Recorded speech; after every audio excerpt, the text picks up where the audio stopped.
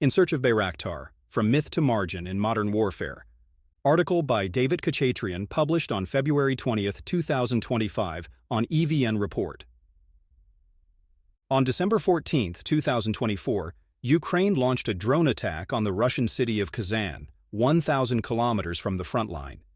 At least one of the 8 drones was identified as Ukraine's Laity model, a light, aircraft-like unmanned aerial vehicle, UAV.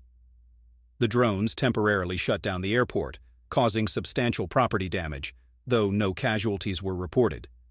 This was the first major drone operation in the Ukraine-Russia conflict in some time, bringing drones back into the spotlight and reigniting debates about their evolving role and strategic impact in modern warfare. Just days later, on December 25th, the downing of Azerbaijan Airlines Flight 8243 further shifted attention to the challenges of aerial combat against UAVs. The Embraer 190 aircraft, en route from Baku to Grozny, was reportedly misidentified as a hostile target by Russian air defenses near Grozny. A Russian Panzer air defense system allegedly engaged the plane, leading to its crash and resulting in 38 fatalities out of 67 passengers and crew. This incident occurred amid active engagements between Russian forces and Ukrainian drones in the region. On high altitudes, systems like the Panzer struggle to effectively distinguish civilian aircraft from UAVs like those used by Ukraine. Russian electronic warfare systems had also reportedly disrupted the plane's communications shortly before the incident. Moreover, the effectiveness of such systems is often compromised during large-scale drone swarms and coordinated attacks, as demonstrated by Ukrainian tactics. A myth in the making. Drones rose to near-mythical status after the Second Nagorno-Karabakh War, with headlines hailing them as game-changers in modern conflict. I challenged this narrative, arguing that while UAVs like the Bayraktar TB2 clearly mattered on the battlefield, their supposed dominance often overshadowed the role of broader tactics and combined arms. Now, in Ukraine, the TB2's reputation faces another test. Once championed for its battlefield prowess, it is increasingly meeting its match in Russia's expanding EW arsenal. This shift invites a reassessment of its current effectiveness, how much of its once-touted advantage remains, and what that says about the ever-shifting balance between cutting-edge technology and equally sophisticated countermeasures. The Bayraktar TB2 is a Turkish-made, medium-altitude, long-endurance, male, tactical drone equipped with precision-guided munitions and advanced imaging systems. It can carry laser-guided missiles, engage targets from a distance, and perform intelligence, surveillance, and reconnaissance ISR missions. Compared to larger Western platforms like the US-made MQ-9 Reaper, the TB2 is smaller, carries fewer weapons, and operates at a shorter range. Its affordability and simpler logistics, requiring fewer specialized ground systems, make it accessible to militaries that can't invest in heavier, pricier UAV fleets. However, what catapulted it into the global spotlight was its real-world performance, and the viral media coverage of its performance in Nagorno-Karabakh and early in the Russia-Ukraine conflict.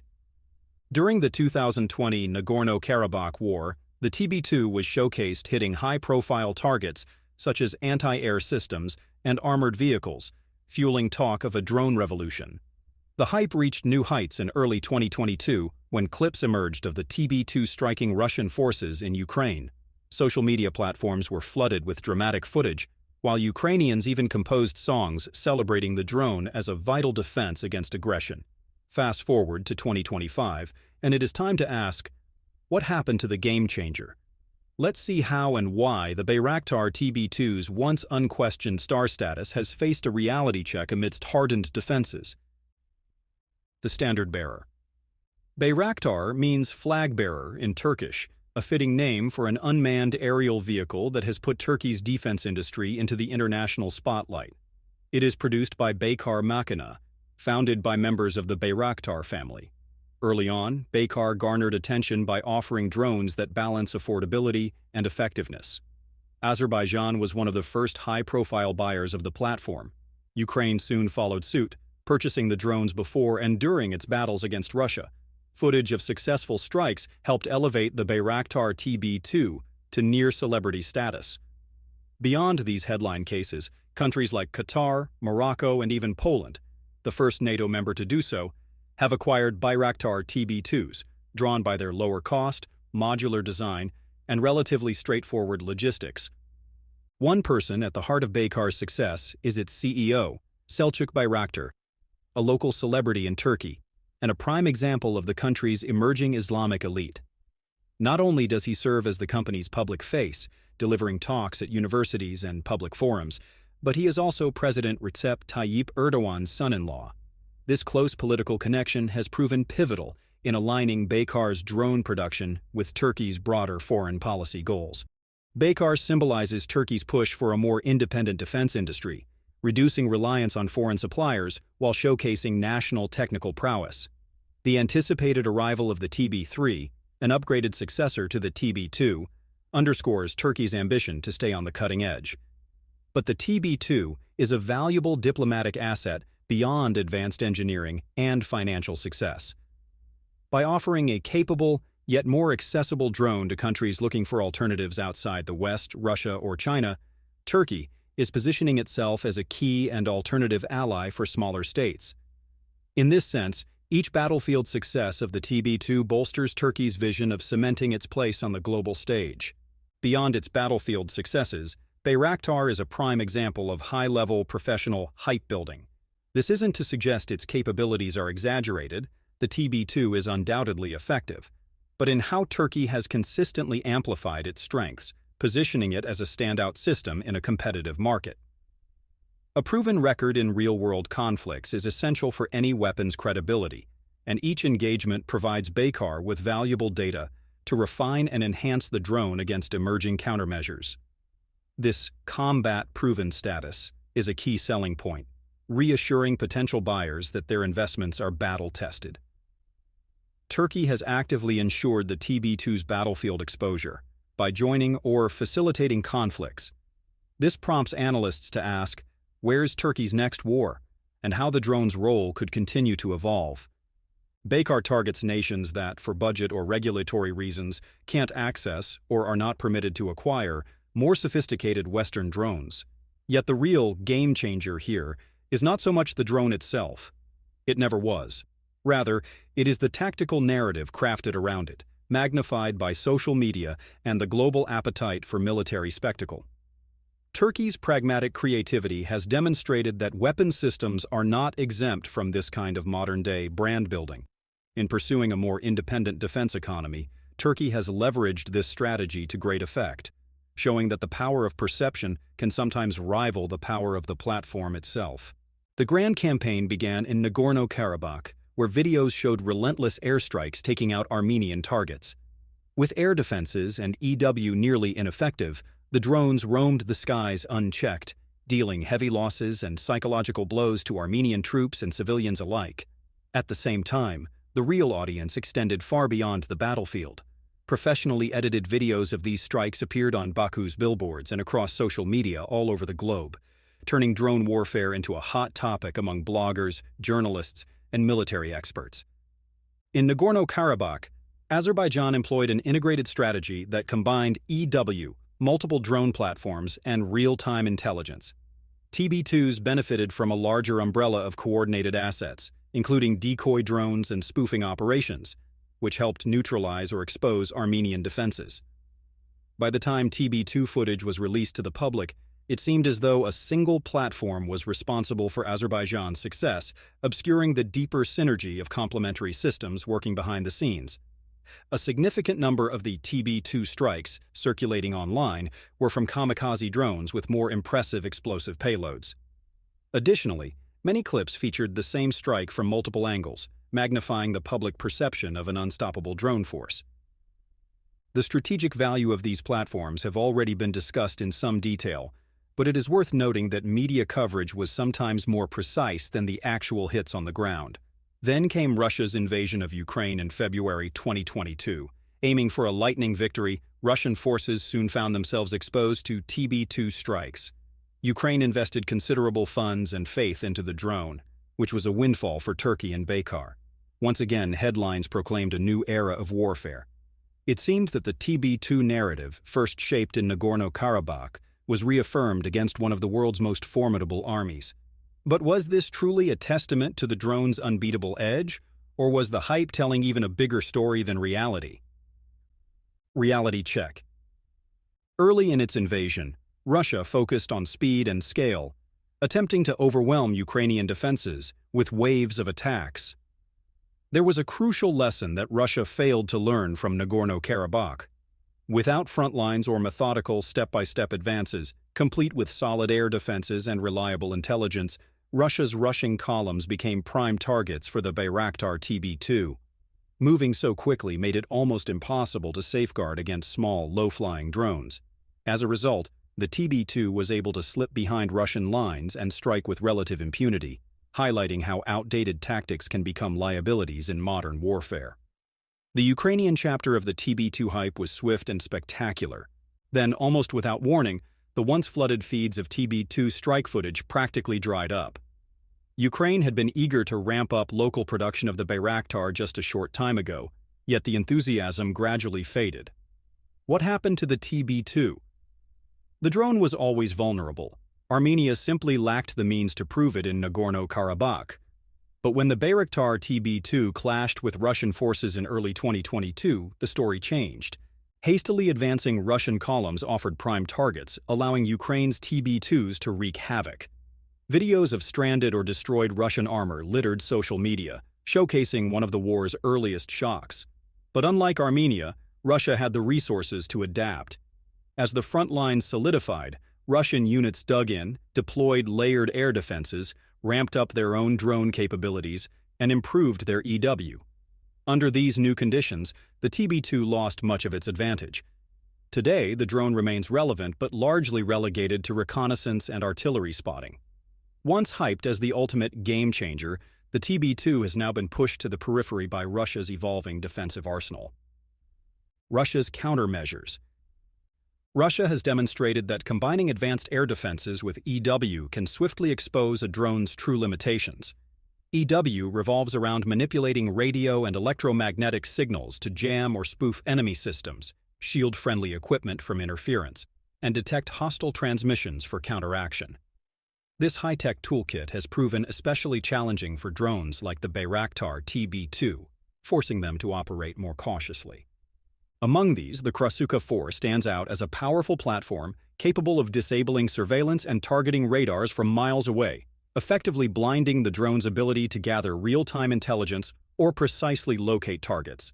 Equally concerning for TB2 operators is the RB341V Lear-3 system, which combines Orlan 10 UAVs with sophisticated jammers and a command post housed on a KAMAZ 5350 truck.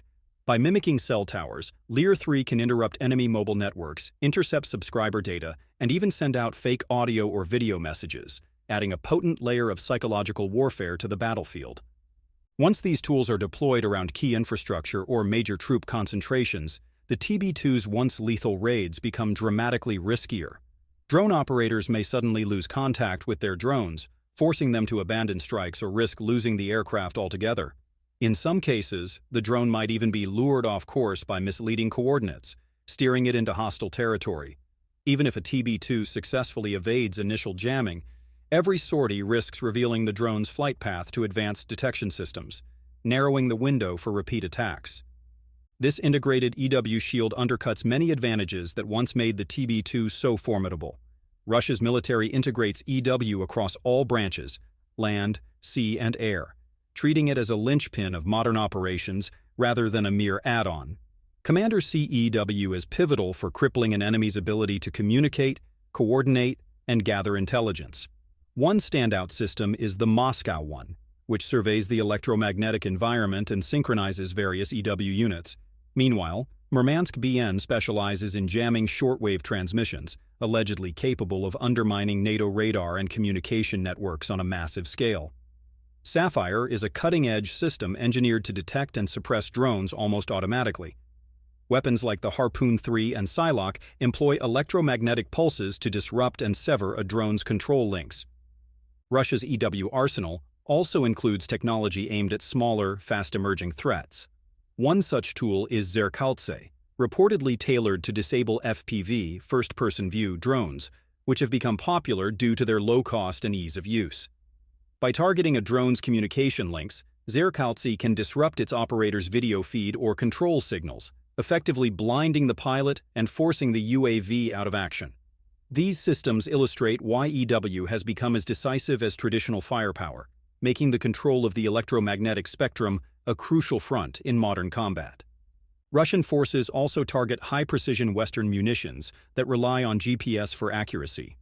For example, Russia employs advanced jamming technologies against Excalibur rounds launched from the M142 HIMARS and the M270 Multiple Launch Rocket Systems, MLRS, which can fire 12 GMLRS or Extended Range GMLRS rockets, as well as ATA-CMS missiles. Additionally, Russia disrupts JDAM-ER bombs deployed from military aircraft, interfering with their GPS guidance systems. While these precision weapons remain highly effective under normal circumstances, they depend on stable satellite signals to hit their targets. That reliance offers a prime opening for Russia's EW units, which can degrade GPS accuracy or block it outright. The enduring lesson is clear. Even the most game-changing system can be outmaneuvered once adversaries commit enough resources and ingenuity to counter it. Even if the Bayraktar TB2 somehow slips past Russia's electronic jammers, it still has to contend with a more brute-force obstacle: Panzer S-1, commonly called Panzer, a combined surface-to-air missile and anti-aircraft artillery system. Specifically designed to defend against low-altitude aerial targets like drones, the Panzer uses radar, electro-optical sensors, and rapid-fire cannons or short-range missiles to track and neutralize incoming UAVs. However, the TB2 has a noteworthy advantage in terms of cost and producibility. A TB2 with its ground control elements is significantly cheaper than a Panzer battery. Drones are also much faster to build, repair, and replace. If one or two TB2s are lost, Ukraine or another operator can potentially replace them quickly, while each Panzer unit is expensive and requires highly trained personnel to operate.